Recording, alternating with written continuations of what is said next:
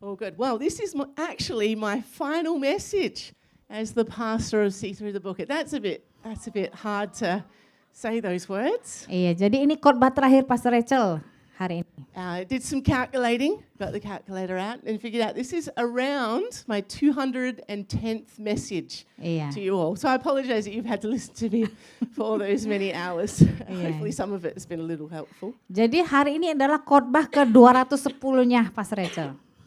And so if I've learned anything across these last 9 years Jadi selama 9 tahun ini yang saya sudah pelajari adalah of studying the Bible, Alkitab, is that the Word of God, as we receive it and apply it to our lives, can bring about true transformation in our lives. ketika kita belajar firman Tuhan dan kita melakukan dalam kehidupan kita, itu mengubah kehidupan kita. And so if anything has changed in me for the better across these years, it's because of the work of the Word of God in my life. Ya, jadi selama 9 tahun ini saudara melihat perubahan saya itu adalah pekerjaan firman Can Tuhan. I use your Bible just for a second? Choose a really heavy one. My final words to you, may you cling to the scriptures as you continue journeying with Jesus. Ya, pesan terakhir saya bahwa tetap berpegang pada firman dan janjinya Tuhan. May you look to His word to guide you in every season. Biarkan firman Tuhan itu yang menuntun saudara dalam setiap musim kehidupan. May we seek more than anything else Mari kita mencari Tuhan lebih dari apapun, to be able to understand it more and more. supaya kita lebih mengerti dan lebih lagi. May we be a people that look to learn the scriptures for ourselves, not to look to others, but to know the word of God for ourselves. Ya, mari kita mencari firman Tuhan untuk diri kita sendiri, jangan melihat kepada orang. That we would be both hearers and doers of the word. Jadi kita bukan hanya pendengar, tapi juga pelaku firman. And so as we read the scriptures today, it is my prayer that the loudest words that you hear are these very scriptures from the Bible. Jadi doa saya adalah suara terbesar yang saudara dengar itu adalah suara firman Tuhan. And I believe this passage that we're reading, which is Psalm 23, holds some incredible promises that we can cling to during this season. Ya, selama 2 minggu terakhir kita belajar tentang Mazmur 23, biar kita tetap berpegang pada firman Tuhan. Now, last week we looked at the first 3 verses in Psalm 23. Minggu lalu kita belajar 3 ayat dalam Mazmur 23. And today we're going to follow up with the last 3 verses. Kita juga minggu ini akan belajar 3 ayat berikutnya. And there really is so much goodness in this passage of Scripture. Kita melihat bagaimana banyak kebaikan Tuhan di ayat ini. So many promises from God that we can hold on to. Banyak janji Tuhan yang kita bisa pegang. And so let's read the first 3 verses so we can be refreshed about what we've already learnt. Mari kita baca kembali supaya kita diingatkan kembali. Maybe you could say it out loud with me as we read. I'm going to read it in English first. Ya, mungkin kita baca bersama dengan keras. We good? We should just know it off by heart, yeah? Read it together. Oh, good. Yeah, just the English. Yeah, awesome. Let's go. 1, 2, 3. The Lord is my shepherd. I lack nothing. He makes me lie down in green pastures. He leads me beside quiet waters. He refreshes my soul. He guides me along the right path for His name's sake. Okay, you can do it in Indonesian. Okay. Those bahasa Indonesia Tuhan speakers. adalah gembalaku, takkan kekurangan aku. Ia membaringkan aku di padang yang berumput hijau. Ia membimbing aku ke air yang tenang. Ia menyegarkan jiwaku. Ia menuntun aku di jalan yang benar oleh karena namanya. Namanya. Amen. Awesome. Now let me just say here that this whole process of choosing a shepherd for our lives, it's not like choosing a player on the latest FIFA game. Oke. Jadi saudara, kita tidak memilih gembala itu seperti kita memilih pemain di FIFA games di PlayStation. I think I'll choose this shepherd because he's got like 95% stamina, 35% aggression. Yeah, I need a little bit of aggression. Ya, kita tidak Not memilih, oh gembala ini kayaknya stamina-nya 65%, kekuatan penyerangannya 30%. Bukan, jangan seperti itu. As we choose, like David did, to make the Lord our shepherd, we don't get to the opportunity to choose the type of characteristics that this shepherd's going to have.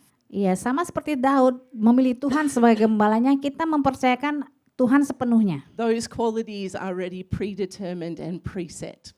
Karena apa itu yang sudah ditentukan Tuhan. Tuhan adalah gembala baik dengan karakteristiknya secara alami. Now, the good news is let me tell you that he has the best scores, 100% on every strength. There's no weaknesses in this shepherd that we are choosing to follow. Iya, karena Tuhan itu sudah punya skor yang terbaik dengan segala kekuatan yang dia punya. We also don't get to choose our shepherd's qualities according to the type of sheep that we are. Kita tidak perlu menunjuk Tuhan sebagai gembala tergantung jenis domba ya, kita jenis apa gitu. I'm a pretty sensitive sheep, so I'd like the shepherd that is strong but never raises his voice. Ya, mungkin kita aku domba yang sensitif, aku pengen gembala yang kuat tapi jangan suaranya keras. That he leads me to the deluxe pastures where I have 5 meter squared patch of green grass of my own to eat. Ya, saya pengen dapat kurang lebih rumput premium 5 meter persegi. He needs to make sure that I never encounter any hard things in my life. Ya, saya nggak pengen gembala saya membawa saya ke masa yang sulit.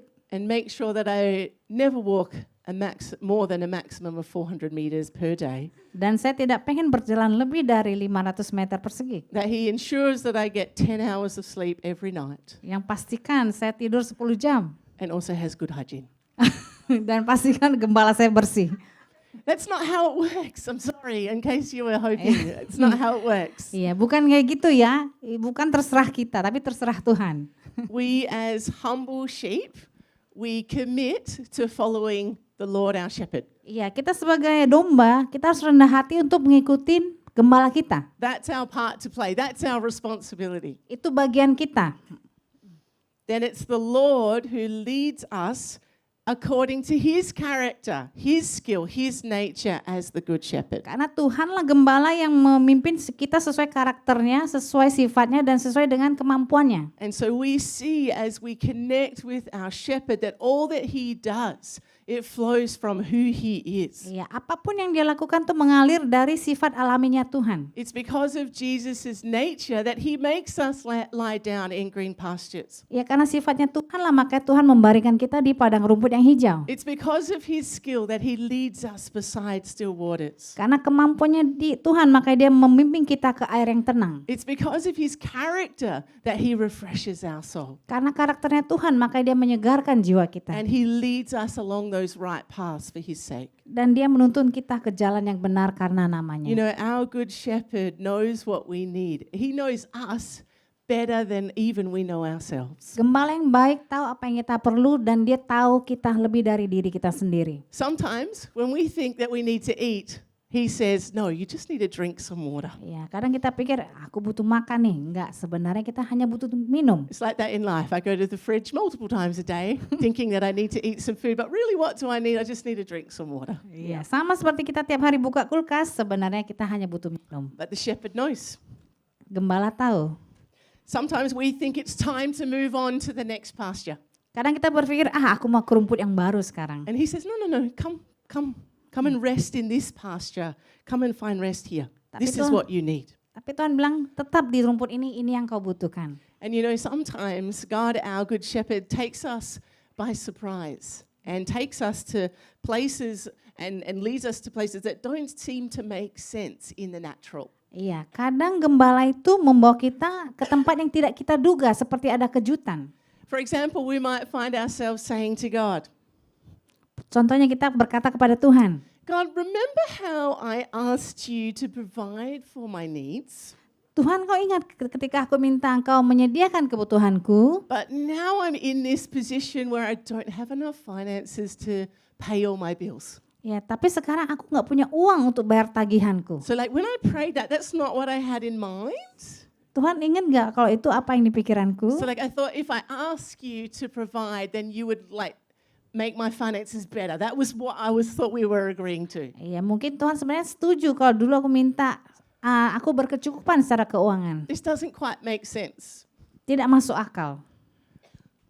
But the Lord has his mysterious ways. Ya, tapi Tuhan punya caranya sendiri yang misterius. And sometimes is that we go to that place of lack because then God has the opportunity to provide for us Iya, sebenarnya pada saat kita kekurangan, Tuhanlah yang mencukupkan. in ways that are even supernatural and impossible.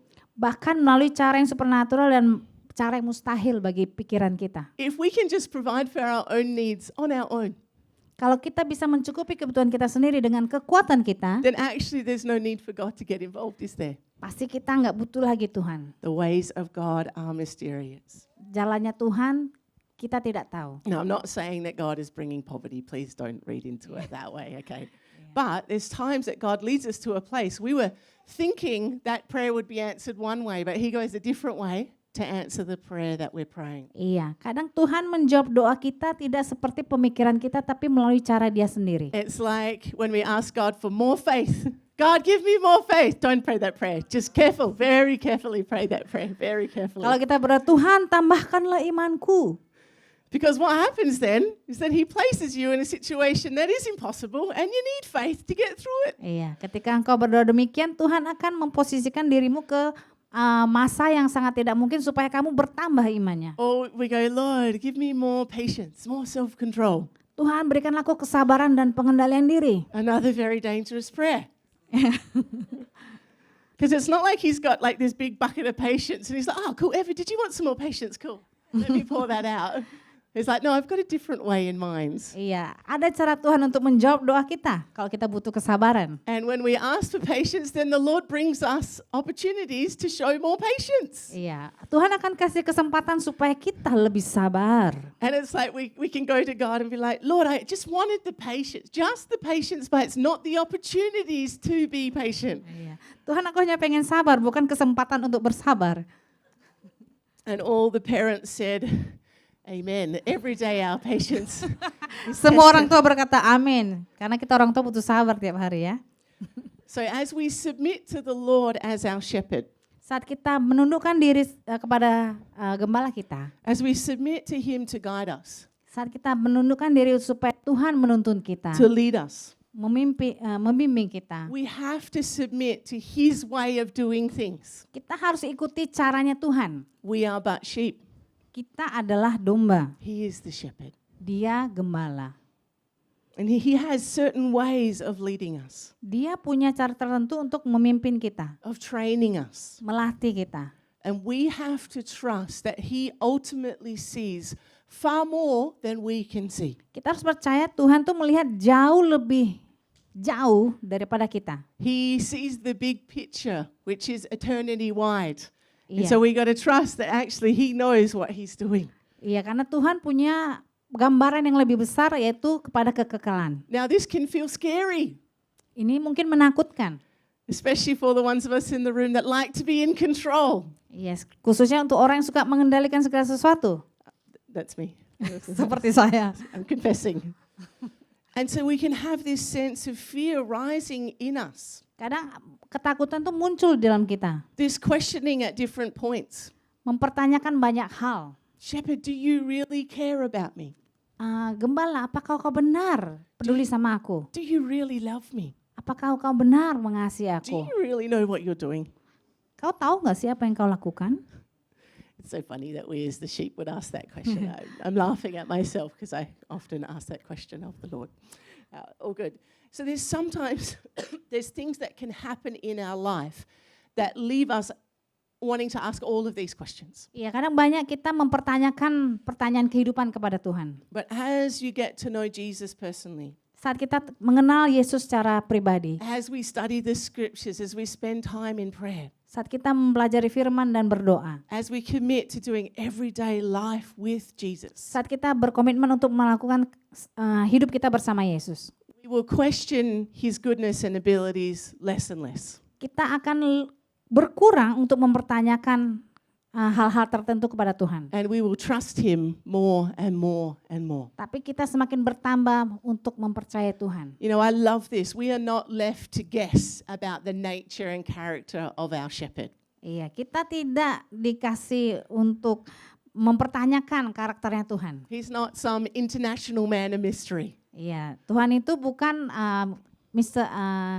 tamu internasional yang misterius. Maybe you've got someone in your life that's a little bit moody, and depending on what day you come across them, you might get them in a good mood, or in a not so good mood. Ya, mungkin saudara punya teman yang tidak tahu karakter dia hari ini mood atau enggak. We don't have to fear that changing nature of personality in our shepherd. Kita tidak perlu takut bagaimana gembala kita akan berubah kepribadiannya. His nature is sure and unchanging. Karena kepribadian Tuhan itu adalah pasti dan tidak berubah. As we see and read this psalm, we see that David discovered the nature of the shepherd he was following, the Lord. Karena di sini Daud katakan bahwa bagaimana dia mengenal gembalanya yaitu Tuhan. And as we too commit to following the good shepherd, we will see that those same characteristics written about thousands of years ago are still true today. Kita yakin juga bahwa karakternya Tuhan itu sama ribuan tahun yang lalu sampai sekarang. For he is the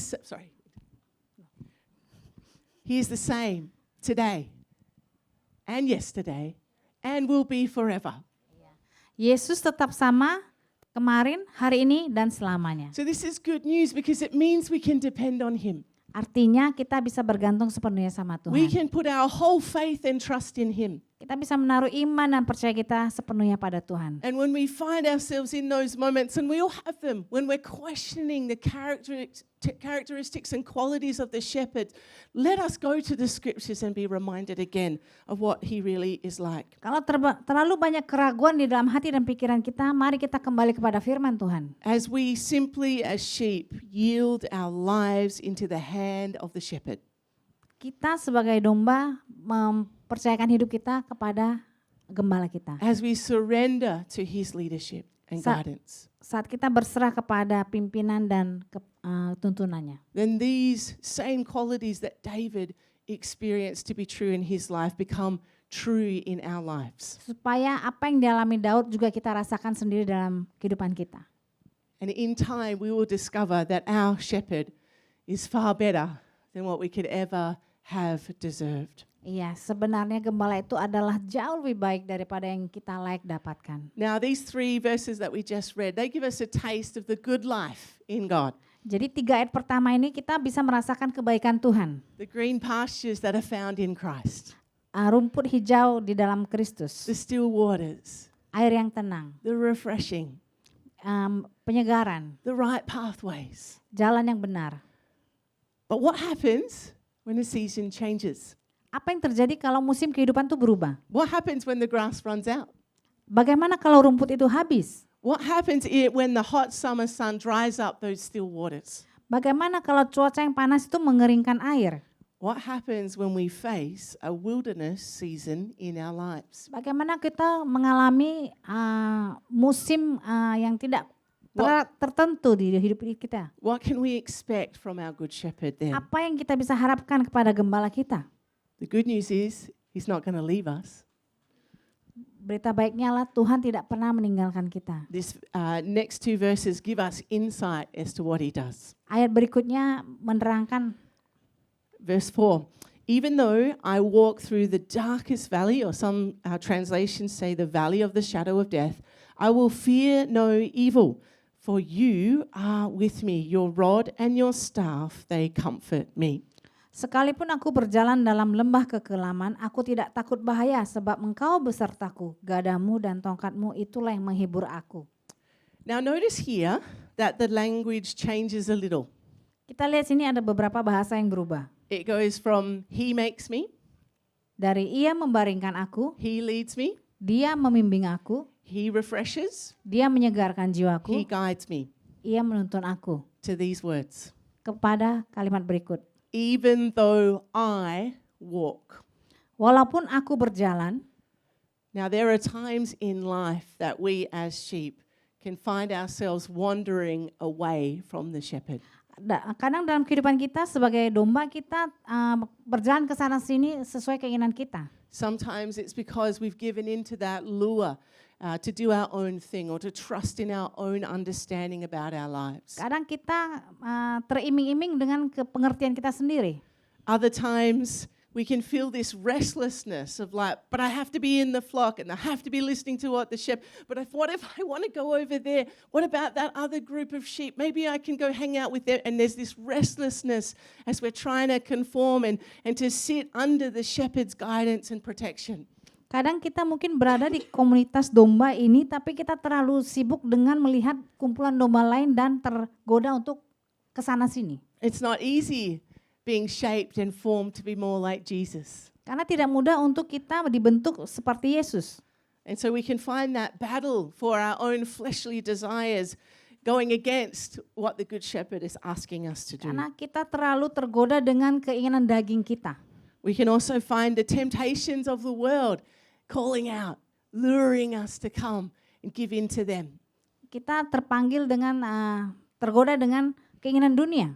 And so these are real impulses that every sheep must face on a regular basis. Jadi ini penting untuk setiap domba tetap berkumpul bersama domba yang lain. And as we step out and go after any of these lures, then yes, there's an opportunity then for us to head into the valley seasons. Iya, jadi meskipun kita bisa berjalan dalam lembah kekelaman, tapi tetap kita harus kembali kepada kumpulan domba-domba. Now there are other times that we are led into the valley because we are part of the flock. Iya, ada saatnya memang kita berjalan dalam lembah itu, tapi kita tetap menjadi bagian dari kawanan domba. And there may be people, even people in this room, that because of your family circumstance or your parents, they made the decision to wander from the shepherd or to go their own way, that you too were led into that valley place. Iya, kadang mungkin bukan faktor kita sendiri, tapi faktor dari keluarga atau bagian keluarga kita yang membuat kita mengalami kekelaman itu. And there are also times that the Lord allows us to walk through the valley. Tuhan memang mengizinkan kita untuk berjalan di lembah itu. Because sometimes on the other side of the valley is this most deluxe green pasture, pristine Fuji water waiting for us. Iya. Jadi sebenarnya kenapa Tuhan izinkan kita berjalan dalam lembah kekelaman supaya kita bisa melewatinya kepada tanah perjanjian yang Tuhan siapkan. But in order for us to taste of that goodness, we have to go through the valley places to get there. Supaya kita bisa merasakan kebaikan itu, kita harus melewati lembah itu. Now, whatever reason we may find ourselves in the valley, Apapun alasan kita berada di lembah itu, we have some very precious promises from the Lord here about how He will guide us. kita punya janji Tuhan bagaimana Dia akan membimbing kita. Firstly, God's intention is that we not remain in the valley. Pertama, Tuhan tidak pernah membiarkan kita terus-menerus tinggal dalam lembah. That passage doesn't say, even though I live in the valley of the shadow of death, Dikatakan walaupun aku berjalan dalam lembah kekelaman, even though I have made my bed, my house, set up a house in this dark valley. walaupun aku memulai kehidupanku dengan di lembah ini, It doesn't say that, does it? tidak dibilang It itu. says, even though I walk through this dark valley. Tapi dibilang walaupun aku berjalan dalam lembah kekelaman. And so there's this sense that as we go through the valley, that it's only for a season. Ya, jadi lembah itu hanya sebagian musim kehidupan. And that gives us hope. Kita punya pengharapan. Because sometimes in those seasons, we feel like this is going to be the rest of our lives. Jangan pernah berpikir kalau lembah itu adalah keseluruhan hidup saudara. Enggak, itu hanya musim tertentu. But that we could cling to the shepherd in the midst of that dark valley and know that actually, Lord, this is just for a time. You are leading me through this. So I'm going to commit to taking a step and taking another step and taking another step through that valley. Ketahui saudara bahwa kita bisa bilang sama Tuhan, Tuhan aku tahu bahwa ini hanya sementara dan Tuhan akan menuntun saya selangkah demi selangkah supaya saya memiliki janji Tuhan. Sometimes that valley is a short valley, Kadang lembah itu mungkin hanya lembah yang dangkal. like the length of the tunnel near the airport. Mungkin yang dekat airport itu, tunnel yang dekat airport. And you ride through it and you're like, woo! And then you finish, you're out Iya. into the light. Hanya dalam hitungan detik, oh sudah lewat. Other times that valley is a long valley. Ya mungkin di waktu yang lain itu lembah itu sangat panjang dan jauh dan dalam. Sometimes we've even been injured in that valley, so it seems like it takes even longer to get through it. Iya, kadang kita berpikir kok lama banget kita melewati lembah ini. However long that valley season will be for. Walaupun jauh dan panjangnya musim lembah itu. The shepherd's intention is that you do not stay there. Maksudnya Tuhan adalah jangan tinggal di sana. keep walking through. Terus Step by berjalan, step langkah by demi langkah. Whilst we're in that dark valley, we do not have to fear. Jangan pernah takut. We do not have to fear. Jangan pernah takut. I don't know if you can imagine a dark valley and walking through a dark valley right now. Kalau saudara bisa bayangkan saudara berjalan dalam lembah kekelaman sekarang. You know, I lived on a farm, and during the day, the sun's bright and shining. Nothing is scary. It's like everything looks amazing, it's green trees, and it's just deluxe. We don't have any fears or worries. As soon as it gets dark time, that exact same bush looks like it could be hiding the darkest predator, like a wolf or a lion, even though we don't have lions in Australia. Like as soon as something becomes dark, there's automatically that sense of fear that can come. Iya, jadi saya besar di perkebunan peternakan. Jadi kadang ketika terang kita tidak takut, tapi ketika gelap semua pohon tuh kelihatan seram. And so as we're walking through and we see the dark shadows, we do not have to fear. Sebenarnya apapun itu bayangan gelap dan kegelapan tuh kita jangan takut. We don't have to worry about what predators might attack us Kita jangan takut, kira-kira predator apa ini yang mau mengancam saya? or any threats that might come our way. Atau ancaman-ancaman yang mungkin menyerang kita. Any robbers that are trying to come to steal from us in the night. Atau maling yang akan mencuri malam hari. We don't even have to worry about death. Jangan takut juga dengan kematian. Death, oh death, where is your sting? Firman Tuhan berkata, hai kematian, di manakah sengatmu? That as we go through that valley, even of the shadow of death, we will fear no evil. Iya, kita tidak perlu takut dengan iblis karena Yesus beserta dengan kita. In Psalm 27 verse 1, David writes, "The Lord is my light and my salvation. Whom shall I fear?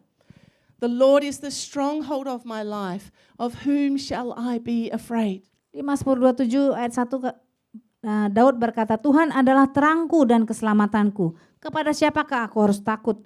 Tuhan adalah benteng hidupku. Terhadap siapakah aku harus gemetar? As sheep that are following the shepherd, we do not have to fear. Kita tidak perlu takut karena ada gembala bersama kita. Because the Lord is our light for our path. Karena Tuhan adalah terang bagi jalan kita. The Lord is the lamp unto our feet. Karena Yesus adalah pelita bagi kakiku. He will save us from any evil that may try and surround us. Dia akan menyelamatkan kita dari musuh yang berusaha menyerang kita. In whom shall we fear? Kepada siapa aku harus takut? No one, because the Lord is with us. Tidak ada karena Tuhan besertaku. And because God promises to be with us, we don't have to fear. He's with us. What a precious promise. He's with us. He's not like taking the high road. Hey guys, good luck with that valley. I'm just going to go over here, the main road that's already carved out for us. I'll meet you on the other side. He's literally saying, I will walk with you. Iya, Tuhan dengan jelas berkata, aku akan berjalan bersama dengan kau. He promises in the word that he will never leave us or forsake us. Dikatakan di firman Tuhan, aku tidak akan membiarkan engkau dan tidak akan meninggalkan engkau. Now let me tell you this, sometimes in the valley it feels like he isn't near. Kadang kita ketika berada di dalam lembah kekelaman, kita merasakan sepertinya dia dekat. But let us not base what is our experience on our feelings. Jangan berdasarkan perasaan kita. Because sometimes our feelings lie to us. Karena perasaan kadang itu berbohong. They're sneaky little things, those feelings. What can we rely on? We can rely on the word, which says, I will be with you in the valley. Iya, firman Tuhan berkata, aku akan bersama engkau di dalam lembah kekelaman. So if the Lord promises that, then we can depend on that. Ya, kalau itu firman Tuhan, kita harus percaya. That we don't have to fear because he's with us. Karena dia bersama dengan kita. We can depend on his word and promise. Kita bisa bergantung bersama perkataan dan perjanjiannya. So can I encourage you, if you're going through a valley season right now, Saya mau mengingatkan saudara, kalau saudara berada dalam season lembah saat ini, or maybe someone in your family might be going through this type of season, atau mungkin anggota keluarga saudara, just know that the Lord is with you. ketahuilah bahwa Allah beserta denganmu. As you reach out to him and call on his name, Mari kita datang kepada Tuhan dan memanggil namanya. he will lead you through. Dia akan memimpin engkau melewatinya. He will make a way through the darkness. Dia akan buka jalan. Our confidence of walking through the valley is not based on our special skills of defense. Ya, bukan kita bisa melewati lembah itu bukan karena kekuatan kita sendiri. We're not like, wah! Tidak seperti itu. Wah. You can tell Lena and I have practiced a lot of martial arts. Ya bukan seperti itu ya guys. Yeah, sorry guys. You know, it's not like we've got these sharp hooves. They're like, if you come at me,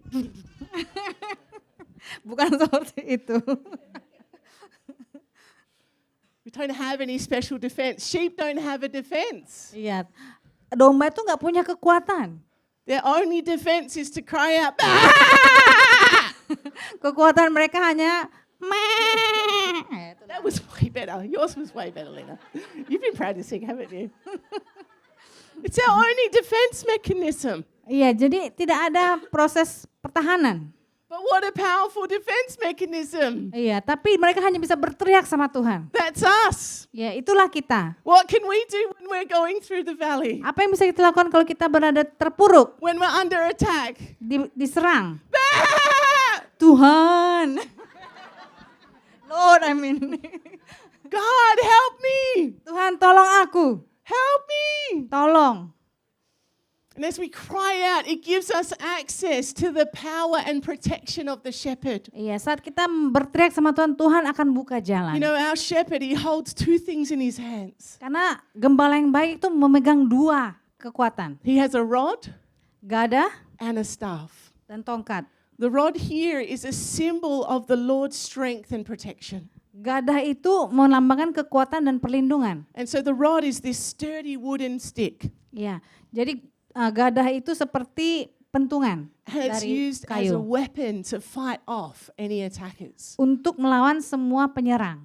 The staff is a symbol of the Lord's guidance and loving kindness. Tongkat itu melambangkan pimpinan dan kebaikan Tuhan. And you can picture the staff, those typical shepherd photos, pictures, graphics. There's usually a little hook on the end of that stick. Ya, jadi tongkat gembala itu ada cantolannya di ujungnya. And this staff, it guides the sheep. Like, come over here, guys. Ya, itulah yang menuntun domba-domba untuk berjalan. For some of the more rebellious ones of us, we might have the hook a little bit more regularly rather than the gentle patting. Kalau domba yang nakal And so this is to help keep the sheep out of danger. Iya, jadi tongkat ini menolong domba supaya tidak dalam bahaya. It is the shepherd's role to protect the sheep. Tugas gembala adalah melindungi domba. Like it's up there with the top three. That's his job. Iya, seperti itu. Itu adalah pekerjaan gembala. And so may we be sheep that call on the Lord to protect us in those times of trouble. Mari kita menjadi domba yang berseru kepada Tuhan. Let's continue with verse 5. Ayat kelima. It says, you prepare a table before me in the presence of my enemies. You anoint my head with oil, my cup overflows. Engkau menyediakan hidangan bagiku di hadapan lawanku, engkau mengurapi kepalaku dengan minyak, pialaku penuh melimpah. Now notice again, I can't help but to notice the change in language again. Di sini ada perubahan bahasa lagi. David goes from talking about the Lord. Di sini Daud berbicara tentang Tuhan. He leads, he guides, he makes. Dia memimpin, dia menuntun, dan dia. But then he switches into this second person language in verse 4, 5, and 6, where he uses the word you instead of the word he. Iya, jadi dikatakan dari he ke you, jadi dari dia ke orang yang langsung melakukan. And so David moves from talking about the Lord to talking to the Lord. Jadi mulai dari berbicara tentang Tuhan dan berbicara kepada Tuhan. And I've found this to be true. There is something about the experience of going through the valley and facing our enemies that causes us to know Jesus in a far deeper and intimate way. Di sini dikatakan bahwa dia mengalami sendiri bagaimana perjalanan dia bersama dengan Tuhan. We move from just knowing about God, Mulai dari bukan sekedar mengenal Tuhan, knowing about his character and nature from what we've read. lebih dari mengenal karakternya Tuhan, And we move to knowing the Lord personally, intimately, as if we would know a friend. menjadi mengenal dia lebih dalam secara intim siapa dia. And there's something about those experiences that help us to really understand that his presence is always with us. Kita mengerti bahwa hadirat Tuhan selalu bersama dengan kita. We can understand that he is indeed faithful and worthy of our trust. Kita mengerti bahwa dia adalah Allah yang setia dan bisa kita percaya. And can I tell you, it is worth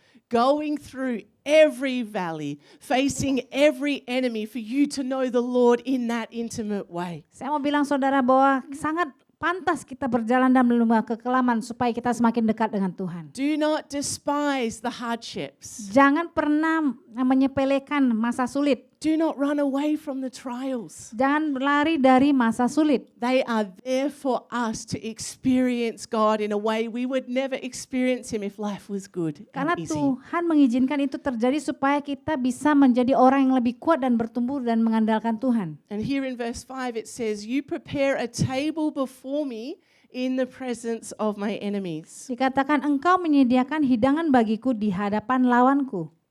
This is such an incredible verse. Ini ayat yang luar biasa. Because my human mind and logic would go, okay, Lord, like if you figured this out just a little bit better, let's take everyone away from the enemies. Okay, just take them, because that's a bit dangerous. That's a bit dangerous. Take them away from those enemies. They can have a nice private room where they can enjoy the food without any fear of getting attacked or anything like that. How about that, Lord? Iya, kadang kita bernegosiasi dengan Tuhan memikirkan kalau musuh kita tuh harus keluar dari kita, kita punya waktu sendiri. But that's not how God does it. Tapi inilah caranya Tuhan. His ways are not our ways. Jalannya Tuhan bukan jalannya kita. He doesn't first get us out of danger. Dia tidak membiarkan pertama kita keluar dari bahaya. He promises His protection and allows us to eat even in the presence of our enemies. Tapi janji Tuhan adalah Dia akan melindungi kita dan kita bisa makan di depan musuh kita. Even though the enemies might be roaring, snarling, I'm gonna get you. Iya, walaupun musuh itu di depan kita menakut-nakutin kita, We can find shelter in God's presence. We can find protection in Him. tapi kita mendapatkan bahwa walaupun musuh di depan kita, tapi ada perlindungan Tuhan di hadapan kita. They cannot touch us. Our enemies cannot touch us. Iblis atau musuh itu tidak bisa menyentuh kita. And we are free to feast and be refreshed even as they surround us. Kita bisa bebas dengan makan dan disegarkan walaupun musuh itu di hadapan kita. You know, I think this verse gives us a picture of the very real battle that we're in day by day as followers of Jesus. Di sini dinyatakan dengan jelas bahwa apa yang akan kita hadapi setiap hari, peperangan yang kita hadapi setiap hari. We do have an enemy. Kita punya musuh. The devil, Satan, whatever you want to call him, and he tries to come against the work of God in our lives. Karena iblis atau musuh kita itu terus menentang apa yang mau Tuhan lakukan dalam kehidupan kita. And he comes time and time again to try and tempt us, Iblis itu datang untuk menggoda kita, to accuse us, menuduh kita, to try and rob, steal, and destroy. untuk mencuri, membunuh, dan membinasakan. But in Christ, we have victory over the enemy and all his schemes. Tapi dalam Kristus kita punya kemenangan dan kemuliaan.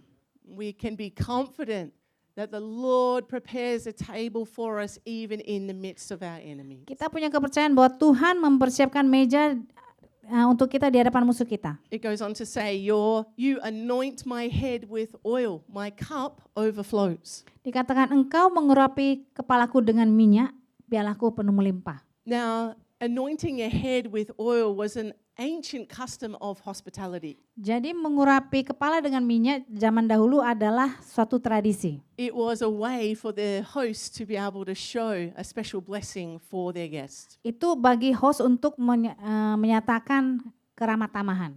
And so David saw himself as a special guest at the table of the Lord.